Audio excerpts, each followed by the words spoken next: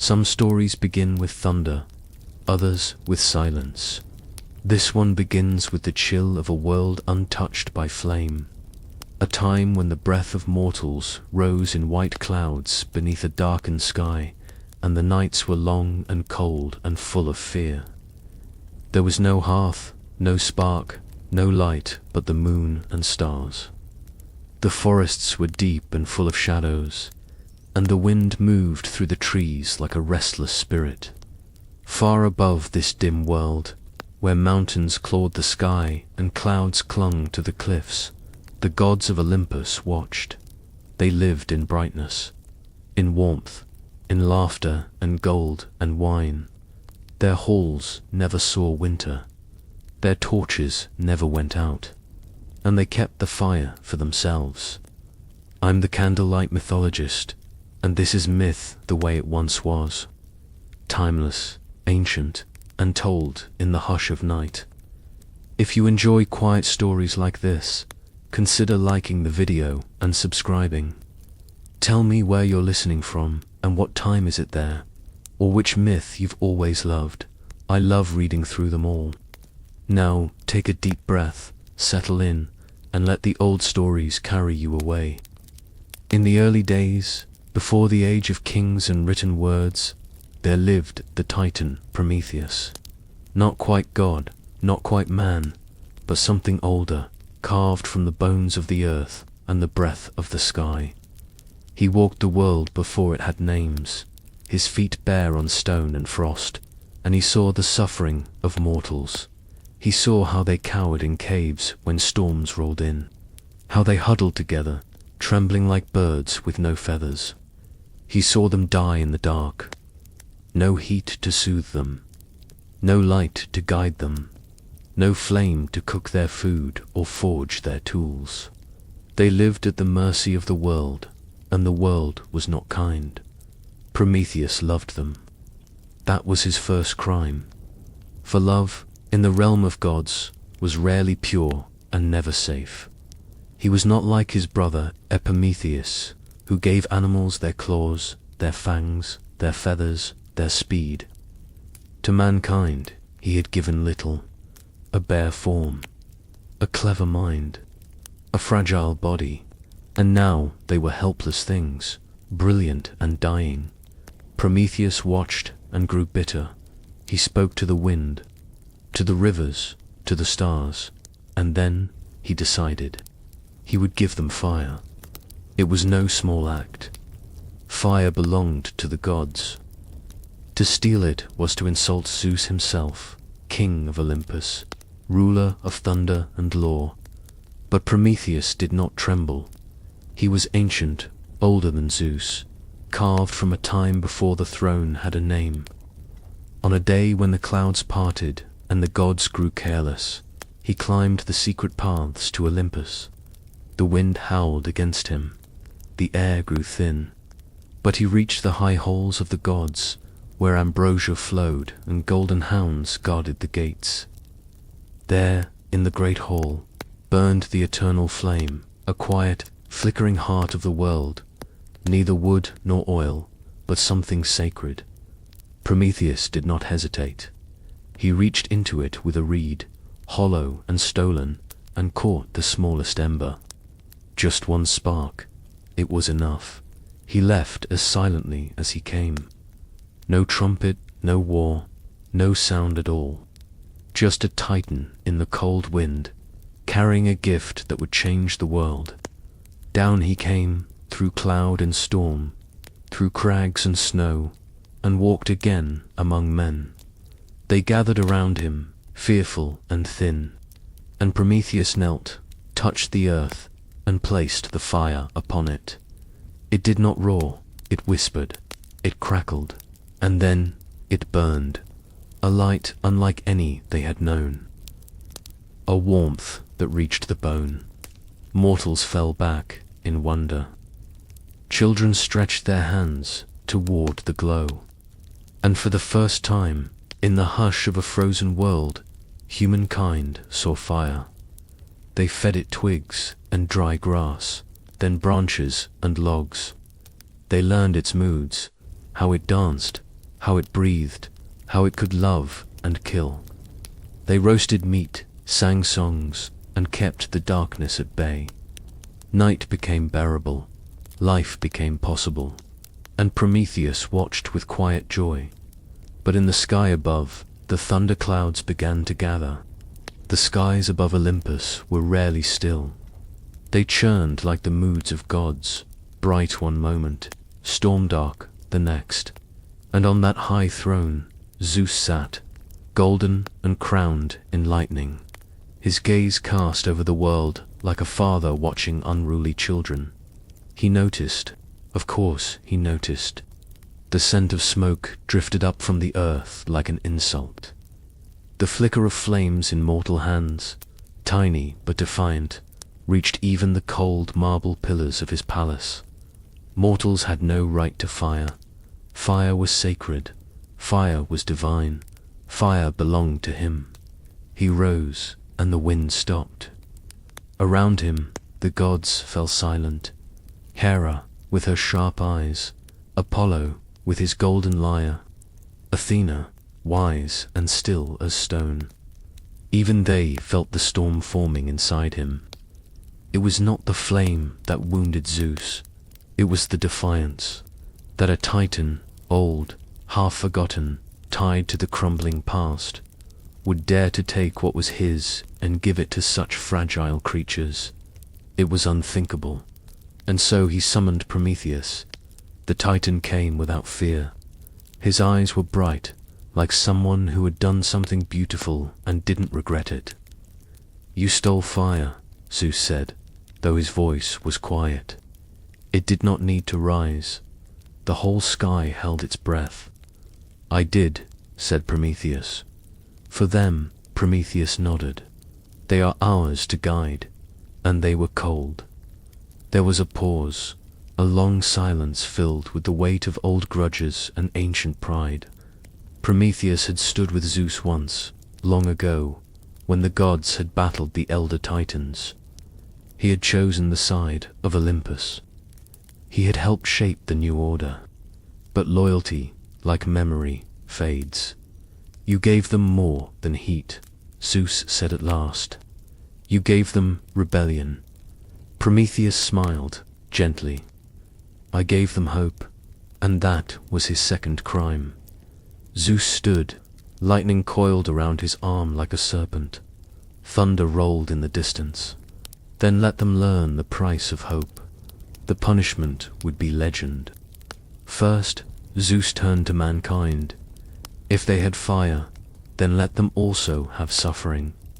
He called for Hephaestus, the god of the forge, and ordered a woman to be made, beautiful, clever, cursed. They named her Pandora, and with her came a box sealed tight with secrets and sorrow. But that story belongs to another night. Now, the god turned his fury back to Prometheus. He would not simply end him. That was too swift, too clean. He wanted eternity. He wanted a warning that would echo across generations. And so Prometheus was seized, not by guards, not by soldiers, but by the wind itself. It lifted him high, past the clouds, past the stars, until he reached the farthest edge of the world. The lonely cliffs of the Caucasus, jagged and cruel. There they chained him, not with rope or bronze, but with unbreaking links forged by Hephaestus himself. Each link pulsed with divine power. They wrapped around his wrists, his ankles, his chest. They pulled his arms wide against the stone, like a warning carved into the mountain. Prometheus did not scream. He did not beg. The gods left him there, high above the world he had tried to help. The wind howled through the crags. The clouds drifted below him. The stars turned slowly in the endless dark. And then came the eagle. It was no ordinary bird, but a creature born of Zeus's will, vast, iron-winged, and hungry. Each day it flew to the peak. Each day it tore into Prometheus's flesh, devouring his liver as he lay bound and helpless, and each night the wound healed. That was the final curse, to never die, to never escape, to suffer again and again while the world turned below. The gods called it justice. Prometheus called it silence. But far below, in the valleys and forests of the mortal world, fire still burned. Little by little, the cold retreated. Sparks danced in hearths, hammers rang on anvils, and children warmed their hands by the glow of something stolen and sacred. And though he could not see them, Prometheus knew he had given them more than fire. He had given them a beginning. Down below the wind-bitten cliffs of the Caucasus, where Prometheus hung in silence, the world was waking. Fire, once a whisper in the halls of Olympus, now breathed through every village. It flickered in hollows carved from stone, in wooden homes that once stood cold, and in the center of each gathering of humankind. Smoke curled from rooftops like a prayer sent upward. The night was no longer endless, the dark no longer complete. Around each flame, people gathered. They held out their hands, felt the warmth seep into their skin, and sat closer together than they had in 1,000 years. Firelight painted faces in gold, eyes gleamed, food sizzled over embers.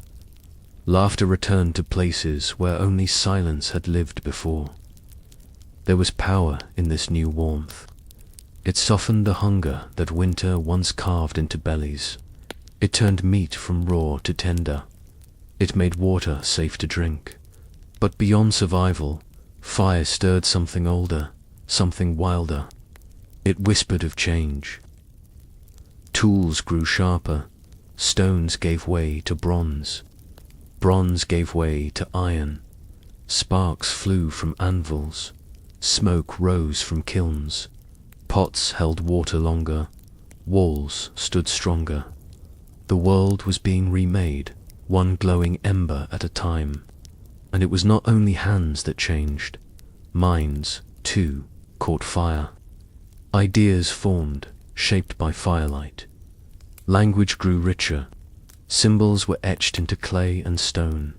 Stories began. Songs were sung. Mortals gazed upward, toward stars, toward thunderclouds, toward Olympus, and wondered, what else might we hold? They built temples from stone and hope. Some were carved for Zeus himself, raised in trembling reverence. Others were older, stranger, smaller. In quiet corners, some whispered the name of Prometheus, not as Titan, but as giver. The gods watched. On Olympus, the skies remained bright, the wine ever flowing, the torches never dim. But attention hung in the air like smoke. The mortals were no longer simply creatures of the earth. They had become creators. Their fire did not only warm, it built, it reached, it dared. Hermes tilted his head and smirked. "They are clever," he said, "like someone I know." Athena said nothing, but her eyes, sharp, unreadable, lingered on the fires below. Only Zeus remained unmoved. He saw the children of clay becoming something more. He saw them stand taller. He saw them begin to forget who had ruled the skies before the flame. Forget their place. Forget him. Still, he let them burn their fires. The ember, once stolen, could not be unlit. Even he could not command the world to forget its warmth. And so, he turned his rage elsewhere. Up on the mountain, where no mortal could climb, Prometheus still hung. Each day the eagle came. Its wings thundered in the thin air. Its talons sank into immortal flesh. Its beak tore deep, again and again, devouring the part of him that grew back each night. The pain was real, always real, fresh as the first morning it began. But Prometheus did not scream, he did not weep. Instead, he dreamed. Bound to the rock, eyes clouded by wind and blood, he drifted in thought to the world below, the world he had kindled. He imagined a child learning to read by firelight, a woman forging a blade to defend her village, an elder carving tales into wood. He imagined the warmth of a fire reflected in someone's eyes, softening the sharp edge of loneliness. And in these dreams there was a strange peace, not joy, for he was still broken each day, not comfort, for the chains still burned into his skin, but a purpose, glowing faintly in the dark like the first flicker of flame in a cold cave. Sometimes, in the still hours before dawn, when the eagle had flown and the stars pulsed like slow breath, he whispered to the sky, not words, not prayers, just a sound, soft, ancient, and steady, like the crackle of a fire, like the first sound that ever broke the silence, the sound of hope refusing to die.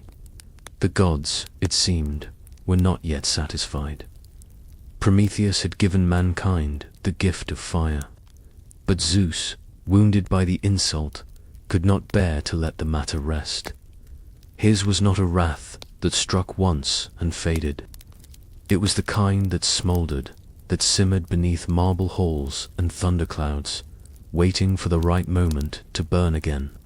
And so he turned his gaze once more to the earth, not to extinguish fire, but to tarnish it. If mankind would walk boldly into light, then he would cast long shadows behind them. In the forge of Hephaestus, the same divine craftsman who had shaped Prometheus's unbreakable chains, Zeus ordered something new to be made. Not a weapon, not a beast, but a woman. She would be beautiful, so beautiful that none could look at her without forgetting reason. Her form would be flawless, her eyes luminous. Her voice would be music. Her presence would calm the angriest storm. Every god was summoned to offer a gift. Aphrodite gave her grace. Athena gave her skill. Hermes gave her charm and the cunning of language. The seasons braided her hair with spring flowers and winter frost. But the greatest gift, or perhaps the cruelest, came last. Zeus gave her a box, or a jar, some say, smooth, sealed, and heavy with secrets. He handed it to her with a smile that did not reach his eyes and whispered, "Do not open this." Her name was Pandora, which means all-gifted, and though she shimmered with divinity, she was made not as a blessing, but as a trap. She was sent to the world of men, where fire now danced in every hearth. She arrived at the home of Epimetheus, brother of Prometheus, a titan as well, though less wise, more easily moved by beauty and voice. Prometheus had warned him, never accept a gift from Zeus, never trust the kindness of Olympus when it follows punishment, but warnings fade. And when Epimetheus saw her, he forgot. He welcomed her into his home. He laughed beside her fire. He listened to her songs and touched her hands, and, in time, loved her. And Pandora, for all her design, was not a monster. She was curious, alive, human in ways the gods could never understand. She stared often at the box. It sat quietly in the corner of their home, smooth as river stone, cool to the touch, humming faintly like a thing that breathes in sleep. She asked about it. She dreamed of it. She imagined what was inside. And one day, when the wind was still and Epimetheus was away, she lifted the lid. At first, there was nothing. Then a whisper. Then a rush. A wind, sharp and cold, burst from the jar and spun through the house like a shriek. It tore through the walls, through the windows, into the sky, and with it went everything Zeus had placed inside.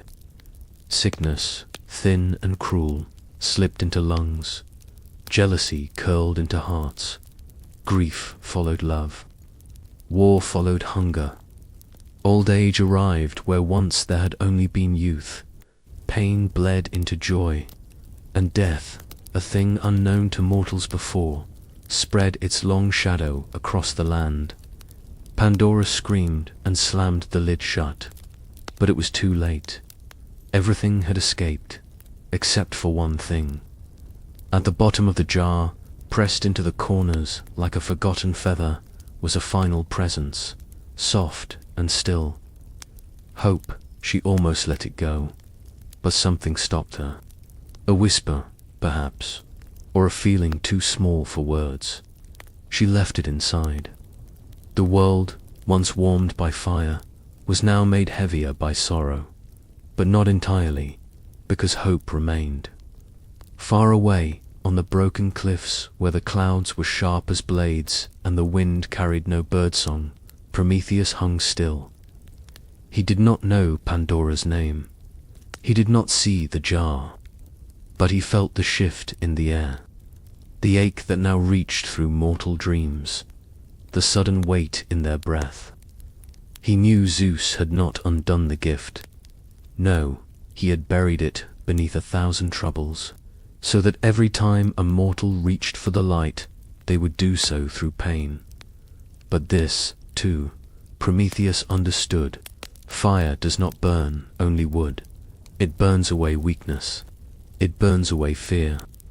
And what is left, when the smoke clears and the embers glow, is stronger than before. If Zeus had given them grief, he had also made them brave. Prometheus closed his eyes. He listened to the wind, to the thunder far below, to the soft echo of voices around campfires he could never see. He felt their songs drift up into the sky, faint as breath, and in that moment, chained and torn and forgotten, he smiled, because he had not given them happiness. He had given them the strength to survive sorrow. The mountain did not change. Its cliffs remained sharp. Its stones remained cold. The sky above it was often silent, but never soft. The wind there had forgotten how to rest. And Prometheus, bound against the unyielding rock, endured. Each day began the same. The sun, shy behind clouds, rose over distant peaks. The air stirred thin and dry. And from the far edge of the world, the eagle came. Its wings split the sky like blades. Its cry was the sound of agony remembered. Its shadow fell upon Prometheus like a prophecy kept. It landed without grace, without malice, without delay. This was not cruelty born of hatred, it was duty. The eagle did not know mercy nor vengeance, only hunger, and Prometheus, as he had every day, closed his eyes. He did not cry out, he did not resist. The talons gripped his chest, the beak pierced his side, flesh tore, blood spilled. His liver, the source of life and regeneration, was pulled from him piece by piece. Pain came, not less than the first day, not more, just pain, pure and endless. And when the eagle flew away, heavy with divine flesh, the mountain was quiet again. But Prometheus did not die. He could not. By nightfall, the wound began to close. The body remembered what it had once been, a titan, strong and ageless. The flesh reformed, the blood thickened, the breath returned, and so the cycle renewed, endlessly. Yet Prometheus did not count the days. He did not keep a calendar in his mind. To do so would have made the suffering too sharp, the passage of time too cruel. Instead, he watched the sky. He watched the slow dance of stars. He knew each constellation by its silence. He saw comets flash like sudden dreams. He marked the seasons by the change in wind, the way the light shifted on the mountainside. He listened to the world far below. There were nights when music floated up, distant drums, flutes, voices carried on the air. Once he heard the cry of a newborn. Once a thunder of hooves. Once a lullaby. These were not hallucinations. They were echoes, glimpses of a world that had moved on without him, but not entirely without his touch. He had been removed from the world, but not erased, because every spark lit in every village traced its lineage back to that one stolen flame. Prometheus found comfort not in rescue, but in purpose. He had never expected thanks. He had never asked for worship. His gift had not been a bargain. It had been a choice, a sacrifice made without the hope of reward. And in that, he became something the gods could never be. Selfless, they ruled from above. They demanded tribute. They punished, then forgave, then punished again. Their love was conditional, their wrath immediate. But Prometheus had given without condition, and in that gift, he became eternal in a way even Olympus could not erase. The gods spoke of him less and less. To many, he was a ghost, a distant story, a warning turned to myth. But among mortals, his name still passed between lips like an ember passed between hands. Prometheus, the one who gave fire, the one who suffered so that others would not have to. And while Zeus sat on his throne, surrounded by golden light and endless offerings, the mortal world slowly, steadily changed. Not just cities rising, not just tools sharpening, but ideas, compassion, justice, memory. The fire Prometheus gave had never only been about warmth. It had been a symbol, a flicker of defiance in the face of impossible odds, a glow in the dark that said, "We will not be ruled by fear forever." And though Prometheus still bled beneath the eagle's talons, he knew this. The gods could punish him, chain him, wound him, but they could not take back what had already been given, and they could not stop what had already begun. For every time the eagle tore into him, another fire was lit, and for every scream he swallowed, another song was sung. He had become more than a titan. He had become the quiet heartbeat of human resilience. Time passed. How much, no one knows. The gods did not count it. Mortals measured it in ruins and rises, in generations, in crumbled temples and new languages. Empires fell, others rose. The names of kings faded like smoke, but still fire burned. Still stories were told. And still, on the wind-torn peak of the Caucasus, Prometheus remained. The eagle never failed. Each day its wings split the air. Each day it brought the same agony. Flesh torn, spirit tested, silence kept. But something began to change. Not in the sky, not in the chains, but in the hearts of men. They began to remember, not just the flame, but the one who gave it. Poets spoke his name beneath starlight. Artists carved his suffering into stone. Mothers whispered his tale as lullaby and lesson, not of punishment, but of courage. A courage born not from strength, but from sacrifice. And though the mountains still held him, though Zeus had not relented, the world turned slowly toward the idea of Prometheus, of rebellion for the sake of mercy, of suffering chosen to give others a chance. And in the great halls of Olympus, that whisper grew louder. It is said, though no god confirms it, that even Zeus began to waver, that he, in his quiet moments, stared out over the edge of his throne and wondered if perhaps this punishment had gone on long enough. But justice is not easily undone by pride, and Prometheus, he did not ask, he endured. Then, one day, no different from the thousands before, footsteps echoed across the mountain. They were not the steps of gods, nor the soft shuffle of mortals. They were heavy, measured, certain. Heracles, son of Zeus, born of mortal woman, hero, demigod, storm in human skin. He climbed with a lion's skin on his back and a bow in his hand. His task, given by fate or command, had brought him to this place, to this peak, to this prison. Prometheus raised his head. Their eyes met. Nothing was said. There are no words that pass between those who suffer and those who understand. Heracles drew his bow. The eagle came, and for the first time in 1,000 lifetimes, it fell. An arrow of divine strength split the beast from sky to stone. It cried out, not in pain, but in confusion, the way all eternal things cry when they learn they are not. Feathers scattered. Silence returned.